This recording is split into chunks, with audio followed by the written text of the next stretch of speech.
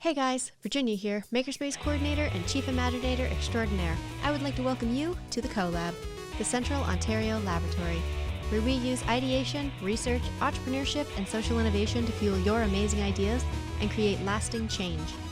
We are here to educate, inspire, and activate. Prepare to educate yourself with seasoned mentors, be inspired by compelling voices, and activate your plan for success. Welcome to the COLAB. Hey guys, I'm Virginia, this is the hair that lives on top, and today we are going to be talking about change making. We have some very special guests today. We have Ishan and Haley from the Georgian Growl, and we have Fabrice Vil, who is the founder of Pour 3 Points and an Ashoka Fellow. I'm going to let Haley and Ishan take over for me and ask them amazing questions. Welcome to the COLAB.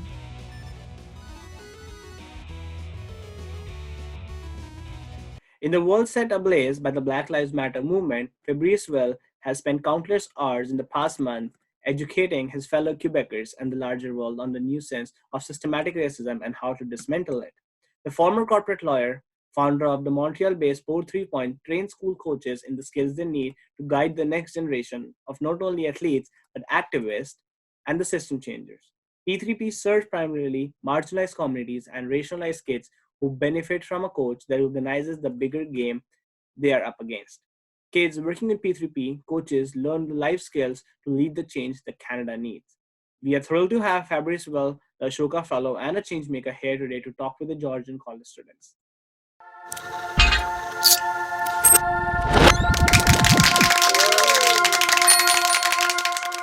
Welcome everyone today, and thank you, Fabrice, for being here today. So the first question I have for you is that, how did the movement look like for you when you left your corporate lawyer job and you started with the Pour 3 Points? Like, what were some of the struggles during that time? I was first of all say that I'm super happy to be here. So thank you for the invitation. I really enjoy speaking with students who want to talk about change making. So I'm super happy. So your question was about what it was like for me to be a corporate lawyer and thinking about my role as a social entrepreneur. Is that it?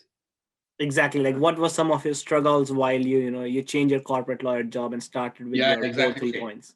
Okay, perfect. So I would first of all mention that just to give a bit of context, Pour 3 Points is a nonprofit organization that supports youth through training sports coaches. And we're largely based, in the greater Montreal area. And I guess, we'll get to that and probably speak about that a little more or not. But I would mention that the organization, I started it when I was still a practicing lawyer. That was back in 2011, and at that moment, I quit my job as a lawyer to focus on Pour 3 Points in 2013, 2 years later. Oh, okay. So I'm putting that in context because when I started Pour 3 Points, I was quite engaged in various, voluntary activities and committees with various organizations. So Pour 3 Points was certainly something that I was passionate about, but I really didn't know that it would become a full-time job. Not at all. It was an organization that I created that was at the crossroads of various of my interests, whether it be sports and coaching. I had been a sports coach for many years.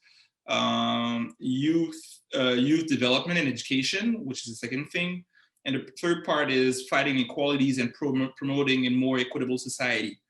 And as soon as the organization was officially launched in 2011, but as soon as I started working in an organization, that was a year prior, so in 2010, I must say that it really grew on me. And the 3 years from 2010, then 2011, when we started our activities, and 2013, it was quite a struggle for me because it was definitely an identity crisis. I think you have to think that just back then, we're talking about 10 years ago, social entrepreneurship was not a mainstream term. Very few people talked about that. When we were talking about change making, in my experience, it was mostly volunteering. So to me, even being from an immigrant family, and irrespective of the family, you can imagine I had studied law. My parents were super proud of me. There's a social status that comes with the fact of being a lawyer. Also, I was getting paid and well paid to do that job. And I was thinking, am I going to leave all of that at some point and do what I'm actually passionate about? Because that was a tension, right? Being so passionate about the work with Pour Trois Points, enjoying the work as a lawyer, but not being that passionate, but thinking that there was no way for me to actually make a living out of being, a full-time social entrepreneur. And that's when the identity crisis hit, because I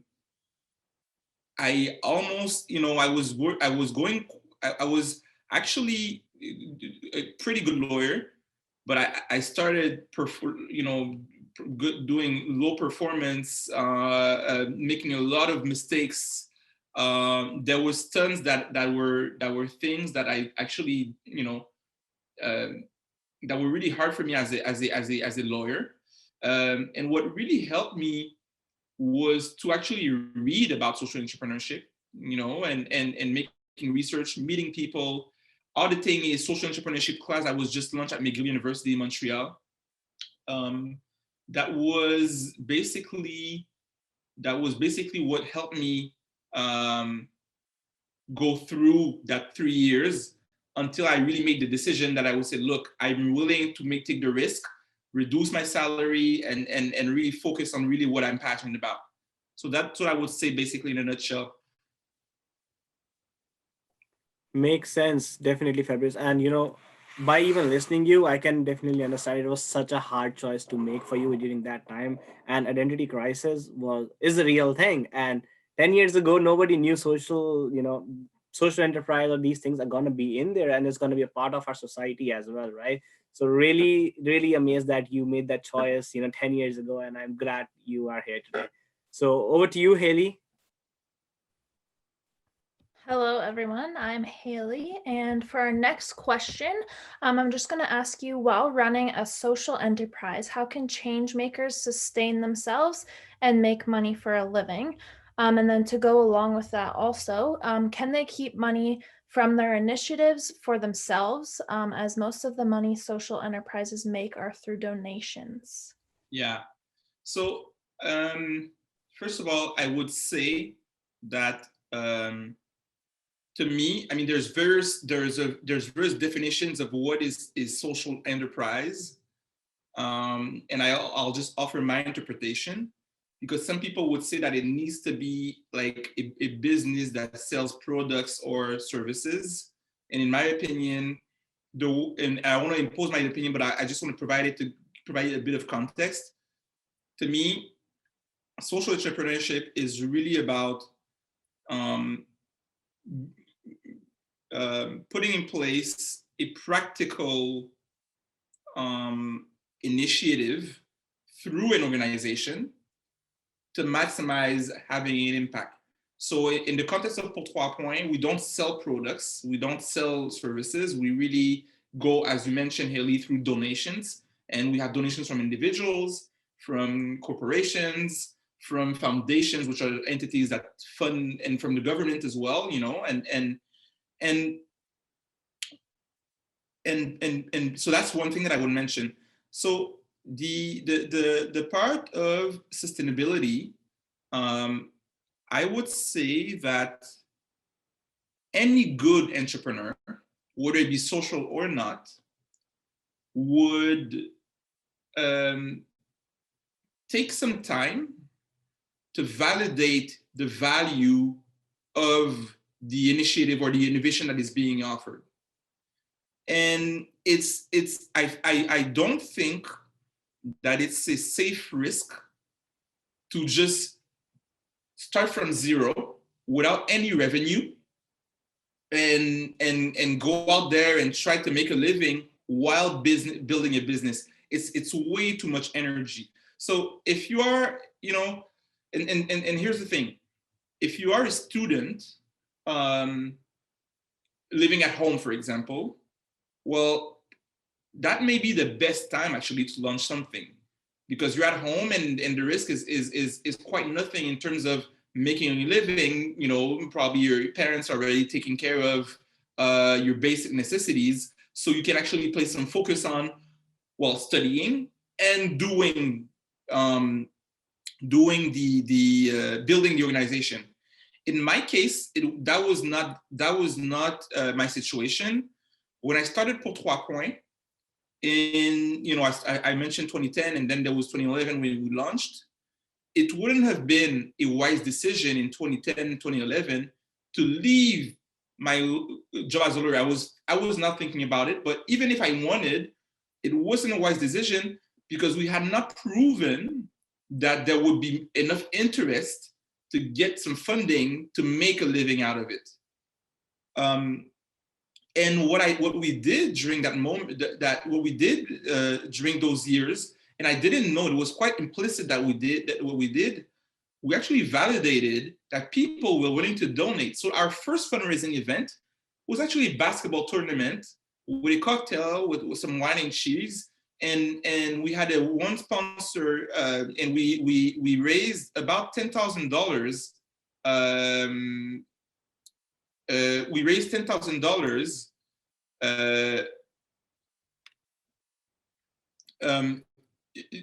on our first event, and gradually we made more money.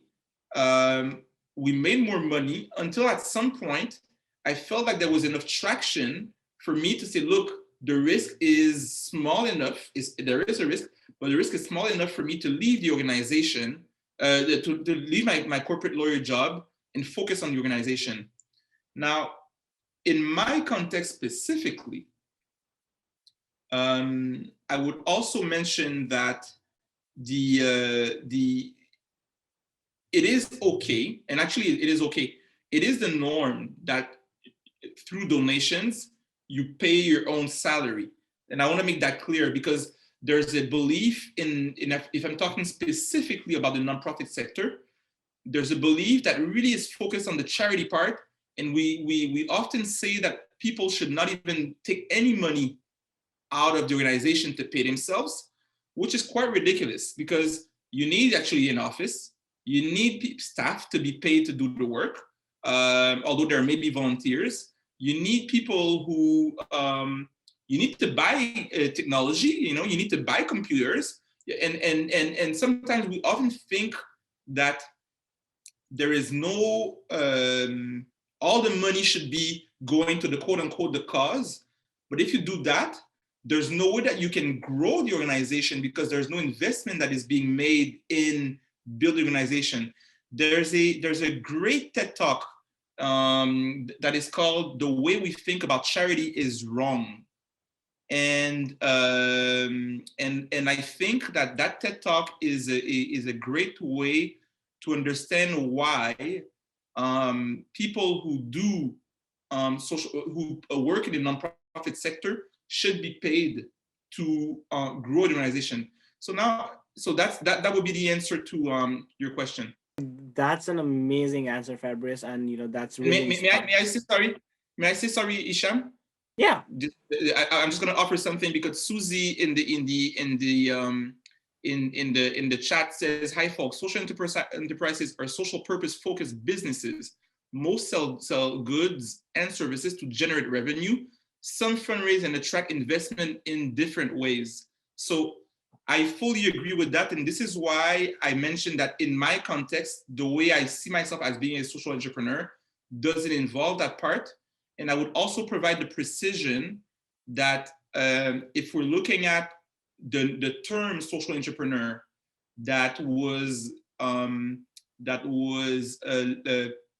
actually the first that used it was an organization called Ashoka, which is an organization that I'm part of as a fellow.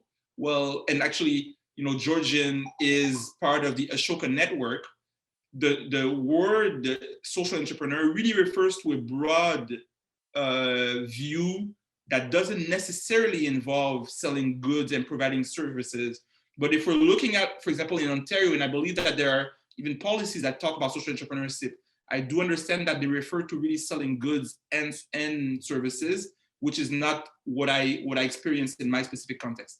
Definitely, Fabrice, and that's definitely an assumption by majority of the people that they need to make money. And I had that same thinking a lot back while. So I changed myself, and even the students we have here would be really amazed to see that you doesn't have to make a profit. If you run a social enterprise, it could be for different purposes as well, right? So just I listen that you mentioned about Ashoka. So I just wanted to ask you. So what did it mean to you to be recognized as an Ashoka Fellow? That was it was and it is still quite recognition. I mean, Ashoka as an organization, I would say that it's like the Hall of Fame. It's like it's the Hall of Fame, right? Of social entrepreneurship. You have these Absolutely. entrepreneurs that are like amazing social entrepreneurs. For example, I remember correctly, Mohab Yunus, who is like recognized as being one of the inventors of microcredit, is a Ashoka Fellow, which is one example among many other social entrepreneurs who are amazing across the not only the country, across the world. There is about 3,000 to 4,000 Ashoka Fellows in the world. So it's a very, very selective process. And in Canada, there's only there's a bit more than 50, where I think we're about 55 or so Ashoka Fellows. So having that recognition is amazing, because I've always looked up to some of those great social entrepreneurs that were already recognized by Ashoka before me.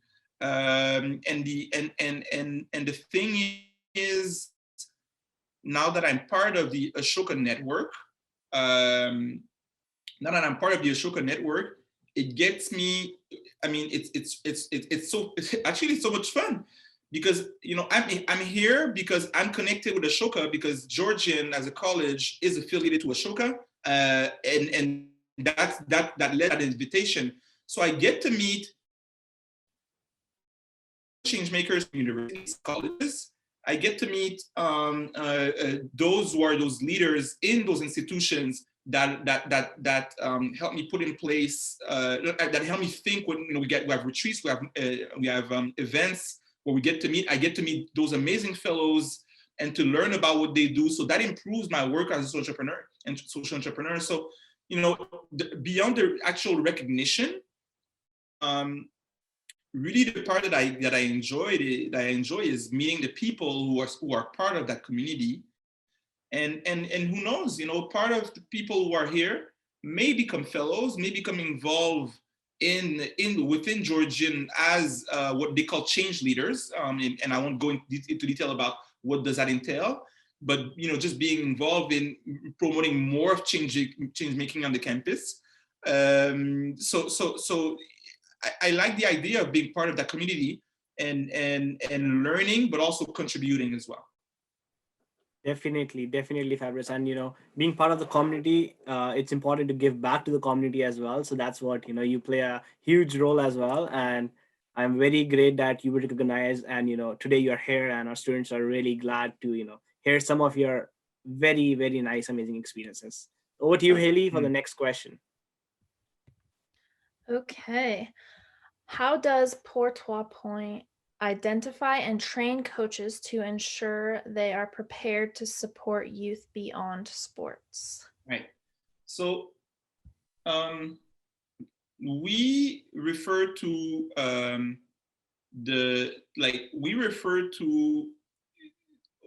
some sort of a multiplier effect. If you think of organizations who support youth, there's many, right? And there's a few that train the individuals that support the youth. So and that's where the innovation lies, right? So we train those coaches so that they have an impact over, 10, 15, sometimes even more kids per year. So that's one part. And the way we go about it is our flagship program is an 8-month program during which we get coaches to grow and develop personally on their own, leadership, being more self-aware and really, being able to do more introspection. The second thing is in their interpersonal relationships. So how do you develop skills of active listening? How do you get better at questioning kids? How you get more open to really interacting positively, not only with the kids, but sometimes even the parents and the teachers. The third part is really applying the techniques that are proper to youth development through sports. In our context, we call that it's the humanistic coaching approach, which is, the humanistic coaching approach is based on the belief that any human has a really deep intrinsic value that just needs to be nurtured. So instead of going with an approach that is really a top-down leadership approach and being really autocratic, it's going to the contrary. It's really being more democratic, empowering people, fostering an environment when people feel safe to talk. So that's really more on the professional aspect. And we talk about the environmental aspect, which is getting coaches to be more aware of the kids' environment. Coaching in low-income settings, which is mostly where our coaches work, is not the same is not the same as coaching in the upper class area. And getting to know the environment influences the coaching. So that's how we support coaches to grow as leaders. And the good thing is, beyond beyond knowing how to coach, the way the program is designed, it's really fostering change making, because we have coaches who go on and lead they create their own programs and projects, their own organizations. So that has a multiplier effect. It's really promoting, good sports coaching, but also good citizenship. Amazing. So we have a similar question in the chat, Fabrice. So there's Roxanne asking, is there any aspect of the program that focuses on the culture? So like, for example, embracing other cultures and then understanding their perception of the new environment? Yes.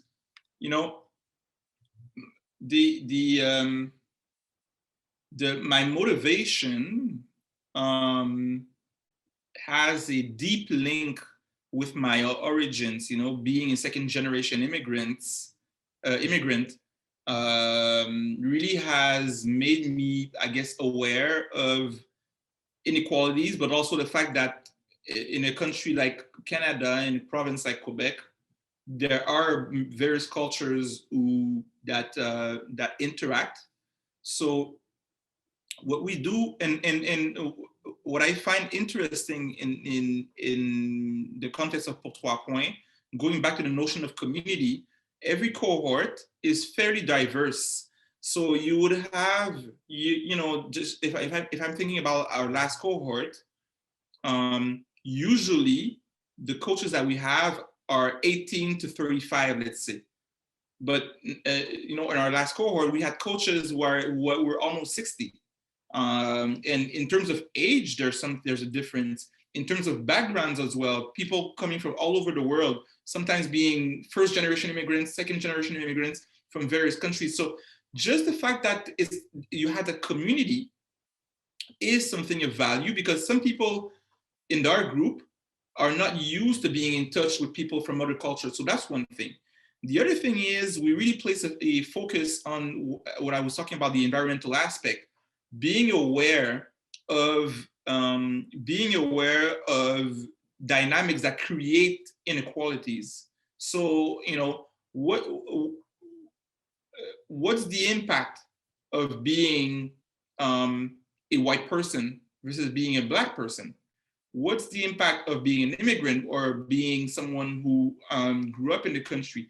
And we look at the impact, you know, individually and collectively, and we generate conversations about that, which are sometimes very tough conversations. You know, I've had situations where you have people who talk about their experience of racism that they experience, and it does happen that white people in the room start crying because they actually feel, and sometimes even for the first time, how tough it is to really have a testimony of someone that you know who talks about his or her situation. So how do you dialogue and how do you navigate through that? Because both are suffering, right, for various reasons. So we place a lot of focus on creating a safe space for people to dialogue and people to have the information necessary to be more empathetic when they go out and coach, because that's the reality. You know, we sometimes have coaches who are from one background and they coach with kids from different backgrounds, and to be more attuned to those various realities is key, because otherwise it's the coaching is misinformed. Amazing, Fabrice. I remember when I was in high school, I used to write on, you know, how we can eliminate, you know, these cultural, you know, discriminations. And I remember I writing on sports, because sports is something that every person plays, you know, every kid plays technically, right? So there could be people with different diversity, different cultures, right? And sports bring everybody together at the same time. And I'm really grateful that you pay attention to diversity and inclusion at the same time. Thank you. I have next question, which is, so we have incredible students, you know, student athletes at Georgian. So as a coach, is there any particular piece of advice that you would want every student athlete to hear today? So I think that if you're at Georgian, you know, everybody struggles, right? But if you're in a school and you're at Georgian, you have a chance to study, you have privilege, some level of privilege. And when I'm talking about privilege here, I'm not saying that everybody has it easy. That's not what I'm saying. What I'm saying is you have some level of power, you know, and most of you have seen Spider-Man, and we say with great power comes great responsibility. Well, this is it. Athletes, it's not random that when you watch movies in high schools, for example, or colleges, athletes are the most popular. Athletes are those that sometimes they bully a lot, and it's always the football or a basketball team that bullies other people, right? Or you can be the one that just are the good, you know, the person that does the actual contrary, because those examples really show the dynamic of athletes really having some level of influence that some students may not have. I'm not saying that all athletes have it, but in general, that's the case. And the question is, how as an athlete are you able to use that power and take the responsibility to be a change maker and have a positive influence? You know, when athlete speaks, and it's important to realize that in a society, when athletes speak, people listen. I may be saying, you know, and just by the way, just for you to know, I'm involved with Pour 3 Points, but I work in media as well. You know, I'm involved. I've been involved with a documentary. I write in media, in French media. I'm involved in radio and sometimes on TV. You know what? I may be saying the same thing over and over and over again, and people will not listen about racism, about inequalities. Suffices that there be one athlete that talks and people listen, because athletes have that tremendous influence. You know, in history, people like Muhammad Ali, there's been Colin Kaepernick more recently. There's been, we've seen the NBA, those who talk about, we've seen the basketball players striking, boycotting the NBA and the impact that this may have had on the American elections. There's tons of examples of athletes using their influence to talk about something that goes beyond sports. And that is fundamental. That is absolutely key. So I think that if we are to look at a smaller scale in a smaller environment, the challenge and the question is really, well, how are you going to use that influence on the campus? And it may be about fighting bullying. It may be about larger social injustice. And I don't want to impose one thing that may be of issue. It's find what you care about and use the power that you have to have an impact on that. Now I'm talking to athletes, but the message is clear, in my view, for everybody. There's just a follow-up question, which I think, Fabrice, goes on to everyone. So Roxanne is asking that one of the issues that, all the athletes, it's hard for them to find a balance between their talent and academics. So, same thing goes for everybody, I guess. It's hard for people to, either pursue their talents or pursue on, their set of academics which in there. So, what's your experience with that? Well, that's where, and I appreciate the question. That's where, in my view, creativity becomes key. And what I mean by that is, where do you find the spots and the places where you can effect change without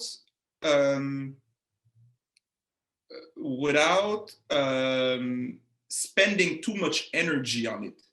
Because I fully recognize that, you're an athlete, you go to school, you have family, you have friends, intimate relationships. Now, where's the time to do more? And I fully get that. But here's the thing: as an athlete, every warm up, and I mean, I get that we're in pandemic, right? But in a different setting, when there's games, is there a way, and you have the inspiration, we've seen all athletes doing it, tennis players like Naomi Osaka, the NBA players doing it. Can you wear a warm-up suit that will send the message that you care about? Can you mobilize and if it's about I don't know, empowerment of gender equality. Now, if it's about gender equality, are you able to even wear a suit that this is not really costly? Wear a t-shirt that talks about that. And if you wear the t-shirt, what type of conversation this may spark? So it's about being creative and finding the space within games, because people come to games. Can you have a place where you raise awareness? Can you do a social media campaign that is integrated in the sports activities? And I can go on and on and on. And those things don't take that much time. It's not to go totally off what you're already doing. It's to start by what you're doing and thinking about how can you change that just a little bit. And that's the innovation. One example that I'll use that is totally different.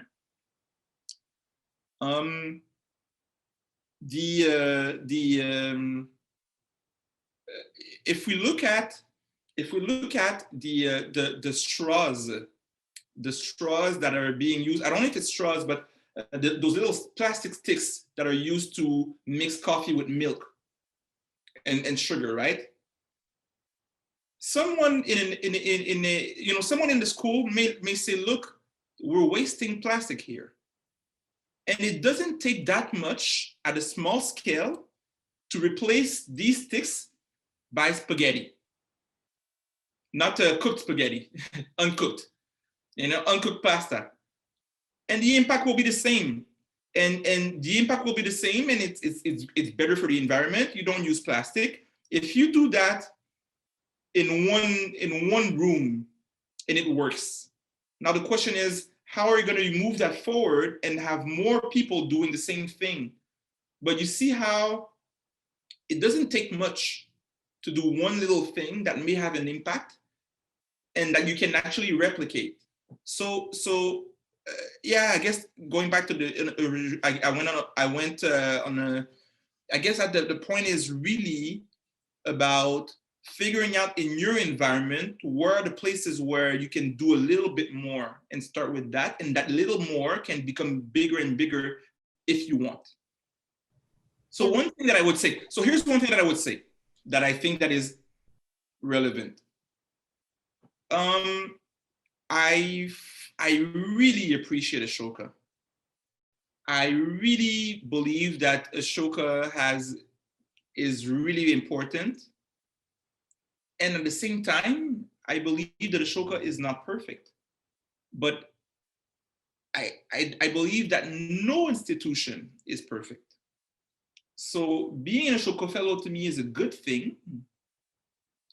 And I do think that there's value in being critical of Ashoka itself.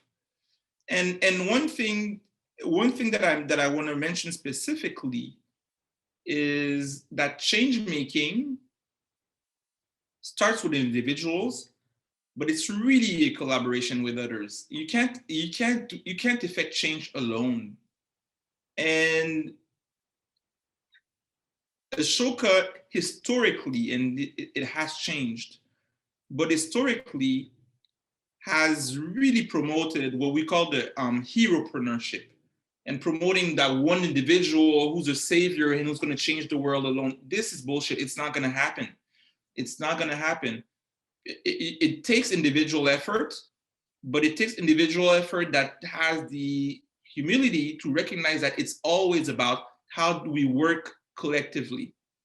And fortunately, Ashoka has realized that and has done active, is working actively to move away from that heropreneurship concept and to really promote how we can collaboratively affect change. So just the fact that we're together here, in my view, is part of that.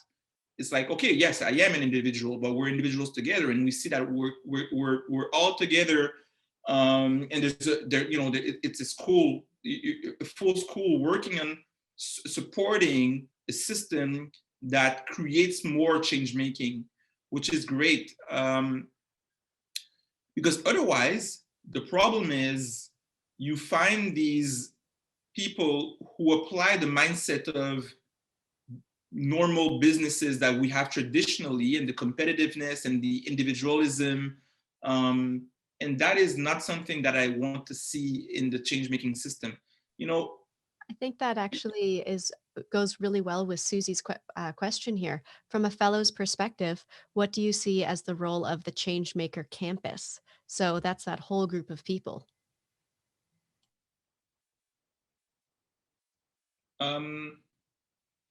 You seem to be doing, and I don't know about Georgian in detail, but you seem to be doing the right thing.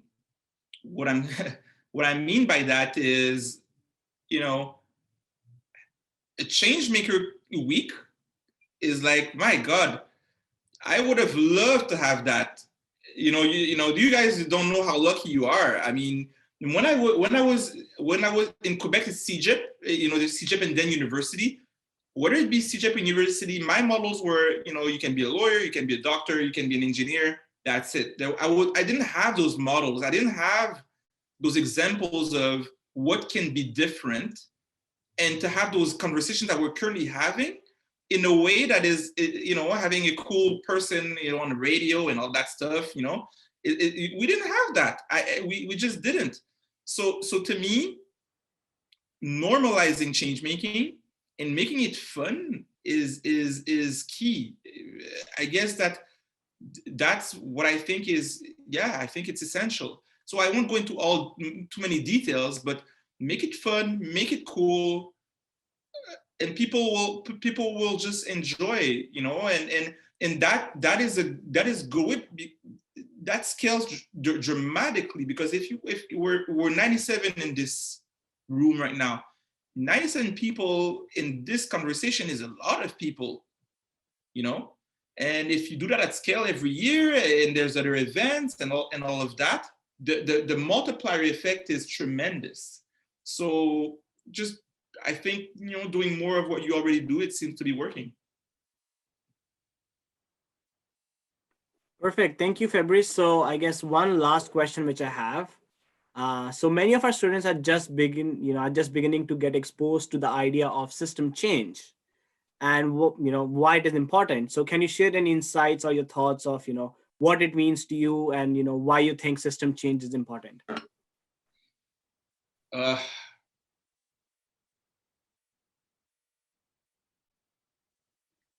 It's a tough one.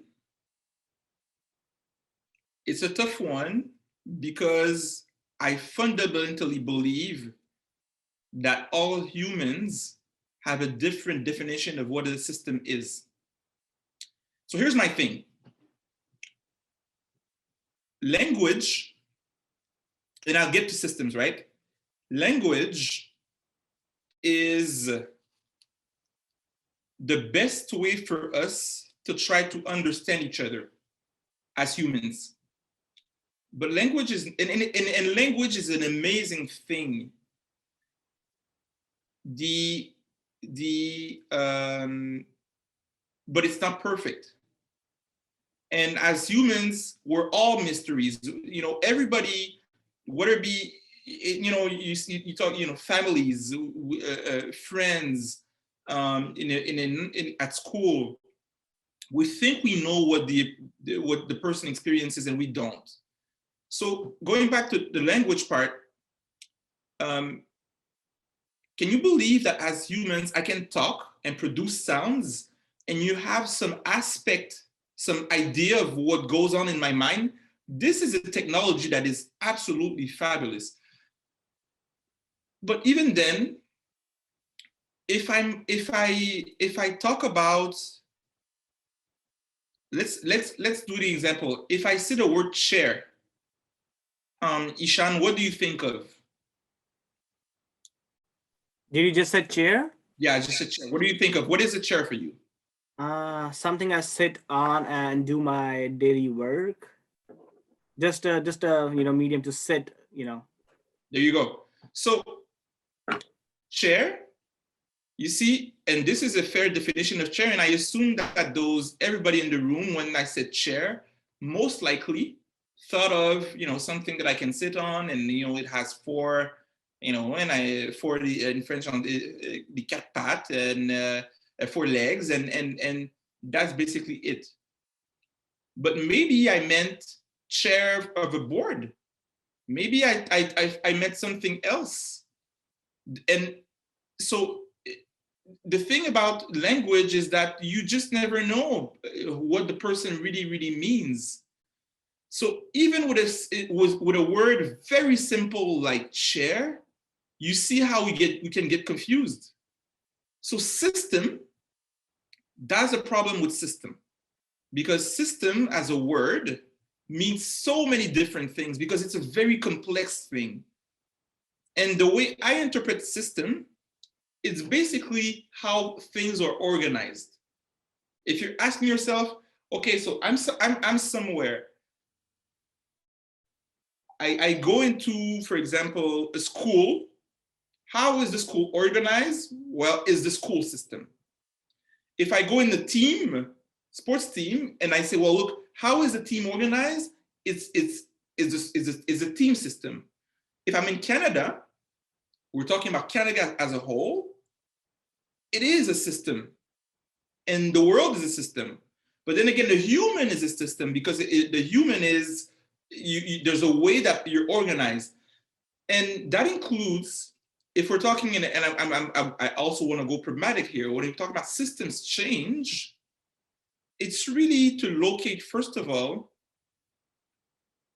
what's the impact that I want to have in a certain scale, and say, well, how is that context or at that scale, how are things organized?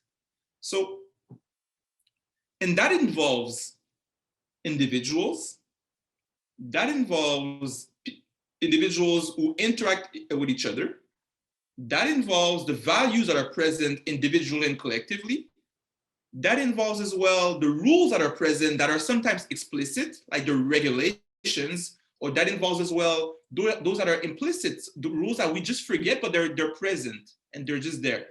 You know, if we are to talk about like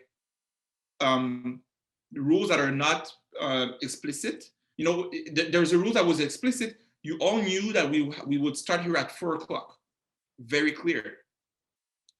But the rule that was probably implicit was that I was going to speak English. Mais si je commence à parler français maintenant, puis je continue, les gens vont faire, oh, whoa, stop. There's a rule here. We never spoke about it, but you're supposed to speak English. So that's the rule that is present that was never decided. So when you think about systems change, what we're talking about is you have your innovation. So we're going back to, you know, you're a student, you decided that you want to reduce the waste of straws or sticks in the coffee, you know, the coffee consumption system within Georgian. Now the question is, if you had success in one coffee spot, how do you make the change across the whole campus or all the campuses? So you would have to think of who are the individuals that can have influence? Who are the people that you can partner with? What are the beliefs? Because you may have people who are going to be laughing at you, but they believe something. So how do you influence that? You know, how do you make campaigns? How do you mobilize people? There's money issues. There may be a cost of making the change. How do you get the money to influence? And maybe maybe the school, the Georgian, has a partnership with another entity that gets them to buy. So even if you change all the straws, and the sticks, if the school keeps on buying the plastic, then you haven't affected the change that you want, because you're going to be using spaghetti, and the plastic will be probably in some warehouse or something, and you're not going to affect the change that you want. So are you going to meet with the people responsible at Georgian to have a conversation about their decisions? So you see how it all depends, and depending on which scale you're at, the moves that you're going to make are different. So this is where I think that curiosity is important, because you need to be educated. You need to be curious about yourself, how you interact with all of that. You need to be curious about others and what will make them change. You need to be curious about, you know, the things that we don't see. You need to be curious about the regulations, and there's so much. And this is the work that needs to be done to effect the change at a systems level. Fabrice, that was an amazing, I think a good place to sort of end where we are, but that was fantastic. We have 5 minutes left, and I would really like everybody to say thank you to Fabrice. And, you know, Nicole would like to say a few notes. So if I can just let her pop on for a moment. Hi, everyone. My name is Nicole. I was the Charlie Bear in this whole amazing opportunity. So I just have to say, this is great, guys. Thank you so much. I'm blown away. Thank you, Fabrice, for joining us here in Changemaker in Residency Week. Like you said, this is a week that was for students to really start to explore how to become the changemaker within. We have talked to a lot of amazing students this week who were going through their co-op recovery. Just been amazing to see the transformation from Monday to Friday, just in the murals and the workshops, and, you know, the questions being asked on this call. So thank you so much. As an Ashoka Fellow and as a Changemaker, Ashoka Campus, just amazing to have this opportunity to have you, Fabrice, speak with Sean and Haley, and thanks to Sean and Haley, our amazing GCS leaders, pushing the growth edge with the growl, making sure our students are connected, in this sort of remote reality. A lot of kudos to you guys, a lot of pivots and changes that have had to happen over the last little while. And to Virginia, thank you for hosting. You are part of our sister center over at the Henry Bernick Entrepreneurship Center. So it's amazing when the innovation, we have 3 innovation centers at Georgian. So it's amazing to have our research and our entrepreneurship and our change-making centers all work together in Changemaker In Residency Week. So, and there's a ton of people behind the scenes that have put this week together. We have 3 more days happening. We got Monday, Tuesday, and Wednesday. We've got some amazing things happening next week on jobs of the future, discussions around resiliency. So thank you, Fabrice, for setting that up for us and all that sort of thing. So yeah, and thanks to Ashoka Canada, we wouldn't be here today. So Ashoka Canada helped bring Fabrice here along with Georgian College. So many thanks to Ashoka Canada. And I think they've got some funders that helped us do that as well too. Co-op and Career Services, thank you so much, guys, for behind the scenes and trusting us. Woohoo! And those of you who are looking for your Grizzly Go badges for this week, they will be coming out post Changemaker In Residency Week on November the 25th. So look for those Grizzly Go badges coming up. And and thanks to our students for being here today. So just want to say that. So it's Fabrice, is there anything you want to say in closing, any sort of wisdom, words of wisdom you want to give our amazing students before we sign off today? Well, thanks to you. I guess that you were one of the key people who participated to getting me here. So I appreciated that. I really appreciate that, and I had a lot of fun. Thank you to my amazing interviewers. I think that they deserve a round of applause. I don't know if we can have. I mean, I'm gonna have a reaction. Yeah, so it's like they deserve it. So that's one thing, and pure logistics. If you want to follow me or follow Pour 3 Points on Instagram and Facebook, I have a public profile and also an Instagram page. Please don't hesitate. And otherwise, I don't know if I have any words of wisdom. I think I said what I had to say, and just have a great weekend and really thank you. And I just hope that you've learned at least one thing that was of value for you. That's all I got to say. It's amazing. Thank you all. And so Virginia, I'm going to leave it up to you to close off. And if there's anything that you want to add in the chat as we sort of close off on this Friday evening and leave everybody to go enjoy their weekend. It's been amazing. Thank you all. Virginia, over to you. Right. So we're going to close off this amazing live episode of the COLAB. And I'm so excited that we had Ishan and Haley as amazing interviewers. And we had the amazing Fabrice to tell us all about the amazing things from change making. And thank you so much. One thing that I would like to say is I totally believe that, Fabrice. Stay curious. That is, as words of wisdom to me, that was my moment. I was just like, yes, stay curious. That's so important. So thank you everyone for joining us. And I hope you have an amazing weekend. Bye.